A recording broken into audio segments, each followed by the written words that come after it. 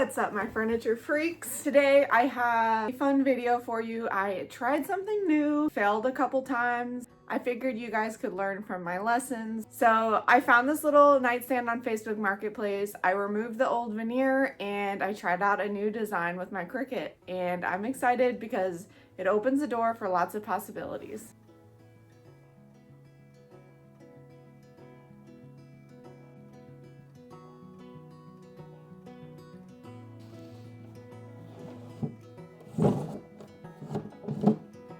I want to fix this bubbly veneer on this piece, and I saw that my friend Lily had used an iron, so I am going to try to do the same. So what she did was just split the bubbles, the little razor knife, which these ones already look like they're pretty split. And then she went over it and reheated the glue, I suppose, with the iron. I probably should have watched a tutorial, a longer tutorial.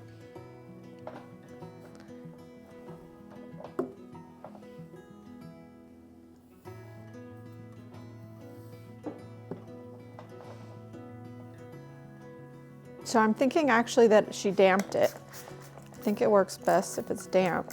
But this is what I usually do to remove veneer, so I don't know. Should have used a cloth. Don't roast me for this. Oh my God, I think it's working.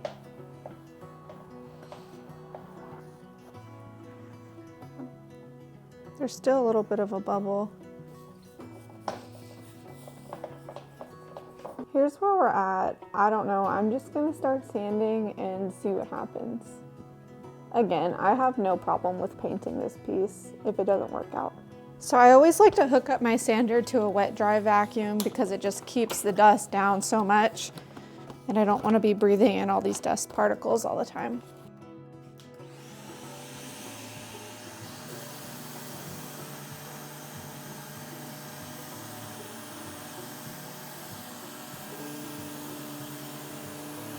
Because this is veneer and the finish is coming off pretty easily, I used 220 grit sandpaper.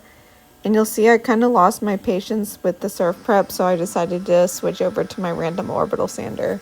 It just moves a lot of material faster.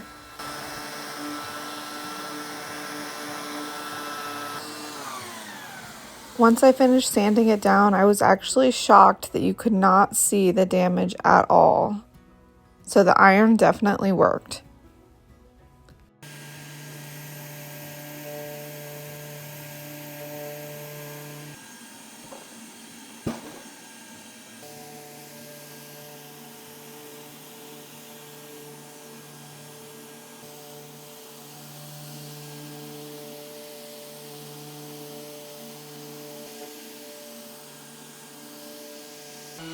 One thing I noticed about this piece is that the walnut veneer did not have edge banding, so it was just exposed wood underneath that was a completely different color. So we're going to address that later.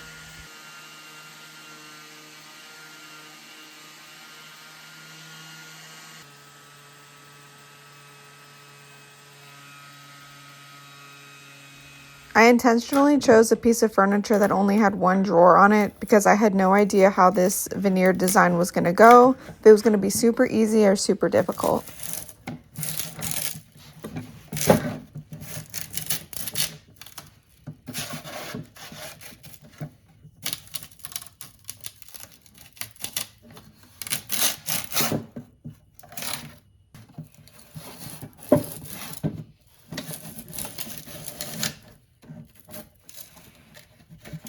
One of my Facebook followers told me to try using a heat gun to remove veneer, and this didn't really work for me. I don't know if I was supposed to get it wet first, but I ended up resorting back to the iron.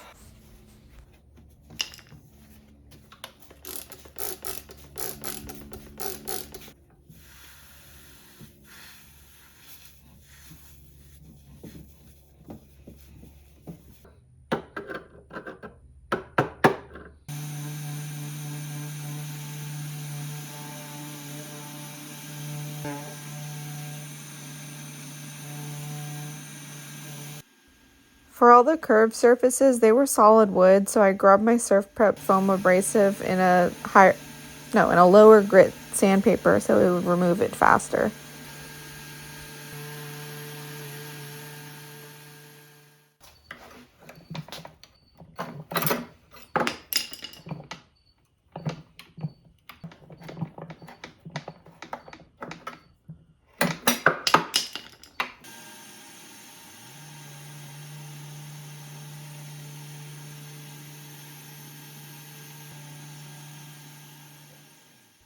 I've been using this 2-part wood epoxy for veneer repairs more frequently than Bondo because the color is more easily to blend, because Bondo is blue.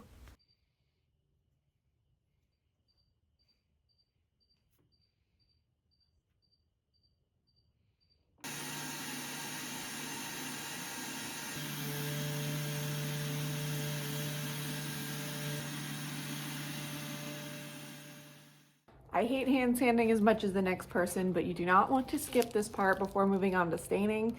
I am going to be sanding in the direction of the wood grain with 220 grit. 180 will also work.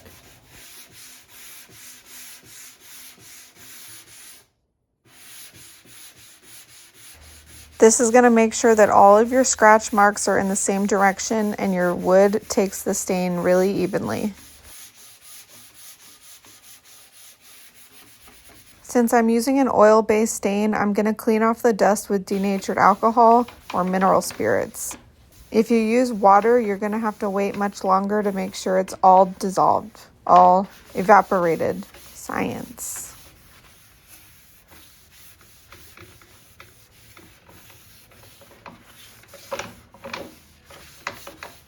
So now that the piece is pretty much prepped and ready for stain, I'm going to go ahead and cut out my wood veneer with my Cricut machine. It's really important that you change out to the deep cutting blade so that it can cut through the veneer pretty easily. I actually got a piece of veneer that was a little bit water damaged, so I used it for my test cut. It's also really important that you use the strong grip Cricut mat rather than the regular one so that the veneer stays in place. I found this design in Cricut Design Space and sized it to fit my drawer front exactly.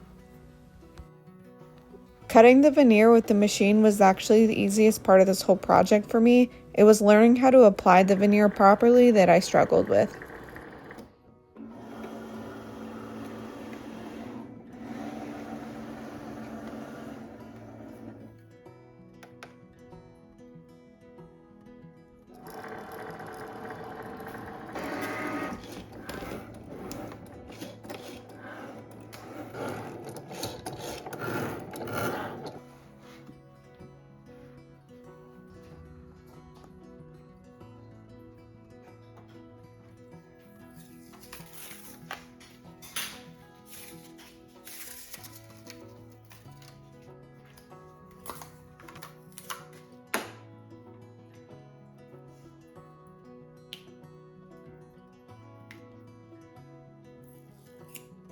So for the outline of the design, I used walnut veneer, and for the interior, I used maple.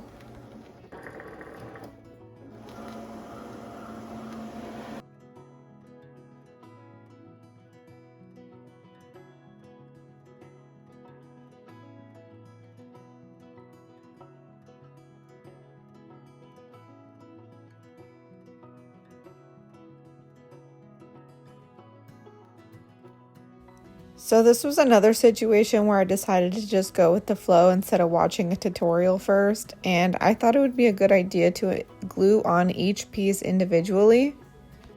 And in hindsight, this was not the best method because for some reason they were not fitting perfectly. Gluing down the walnut gave me little to no wiggle room to try to squeeze the little maple pieces in.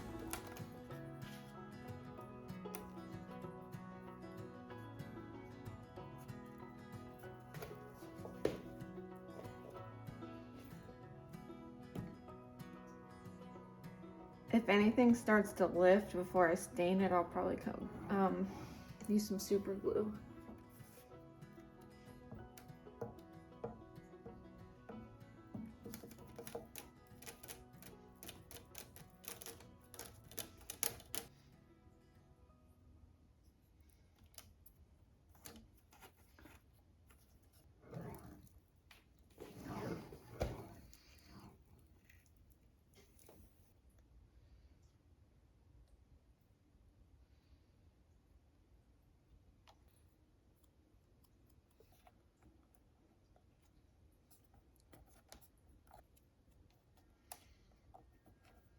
I assumed it would be fine to just sand it all flush smooth later, but it's veneer and it's really easy to burn through, so I did end up burning through the veneer with my sander.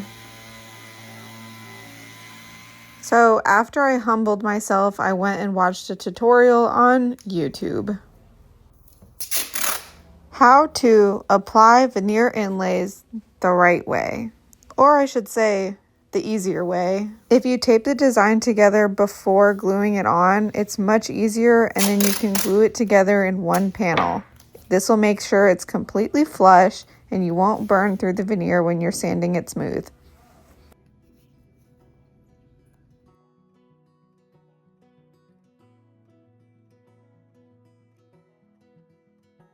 Another tip I learned in the video is to apply your wood glue with a roller and make sure it's evenly covered but not too heavy because we don't want it to ooze through.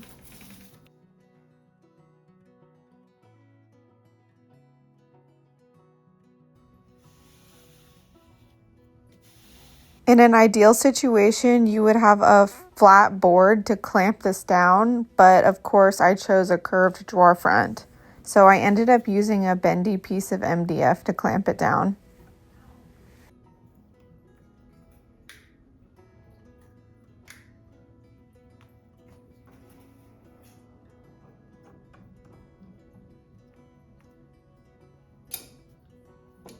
We're gonna find out. How long should I leave it clamped? Like 30 minutes probably? Fingers crossed. Okay, it's the moment of truth.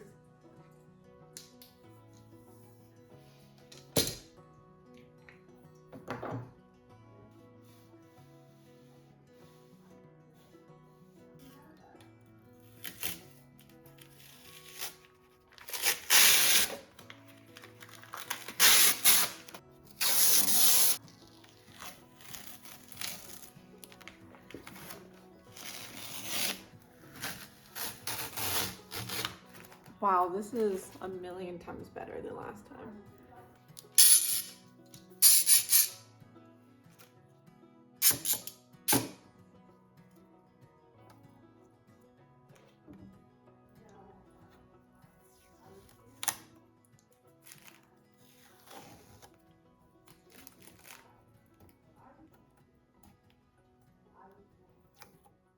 Now I'm going to use some walnut edge banding to hide these exposed edges and make it look more seamless. This stuff's really easy to use because it comes with the adhesive already on it, so when you heat it up with the iron, the glue becomes activated.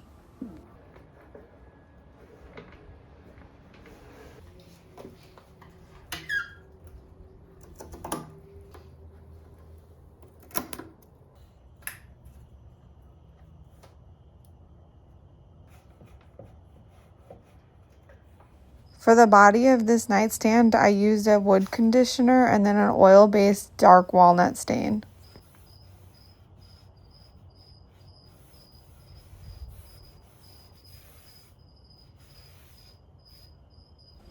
I seemingly just kept going darker and darker, trying to match the edge banding to the piece, and it kind of worked.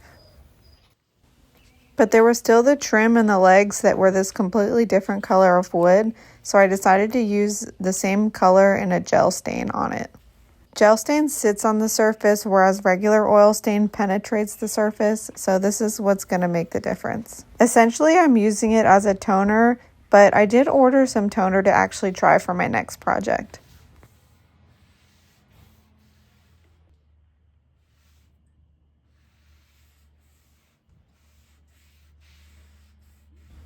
On the wood veneer this time, I was much more careful when I was sanding. So nervous I'm gonna ruin it. All right.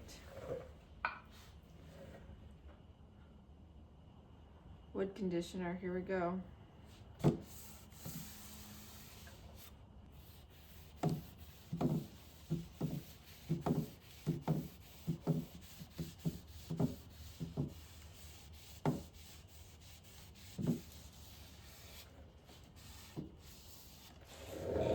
All right, let that sit for 30 minutes. Next, I came in with that dark walnut stain to match the rest of the piece, and I instantly regretted it because the maple did not take it very evenly. I did not know this about maple wood, but at least now I know for future projects. Now to protect the piece, I'm using an oil-based polyurethane.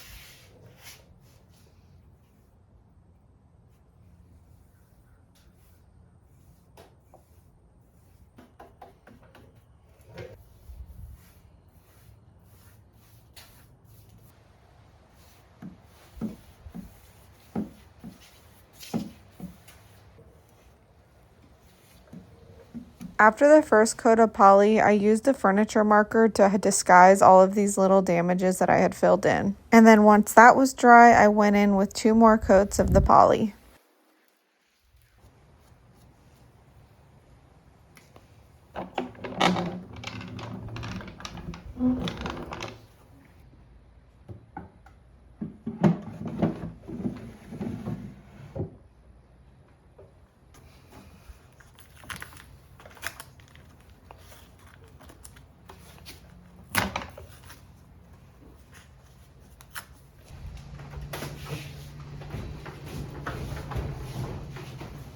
Now I wanted to get some good after shots for my video, but I did end up actually donating this piece, so I will not be technically staging it to list it for sale. I do typically sell my furniture as a part of my income, but I didn't feel comfortable doing it with the quality of work that I did. This was a learning curve for me, and I just like to put good work out there. But I really hope somebody found this at Goodwill for a good deal, and it made their day. I'm really glad that I learned how to do veneer inlay designs with my Cricut because it opens the door for so many designs in the future, and I feel so much more confident about it going forward. I still think that this nightstand is so adorable, and I love the design that I chose. I do feel like this design is very mid-century modern, and I'm glad that I kept the walnut on this piece, despite there being some veneer damage on the drawer. Well, I'm not 100% happy with how this piece turned out. I'm still really excited because now the world is, what's the saying? The world is my oyster. I don't know. I'm really excited because there are so many endless designs that you can use with the Cricut machine and veneer. Now I kind of have a better understanding of how to do it better in the future. I hope you enjoyed this video and I hope you learned something from my lessons, and peace out. Wait, no, subscribe. Like and subscribe. Okay, bye.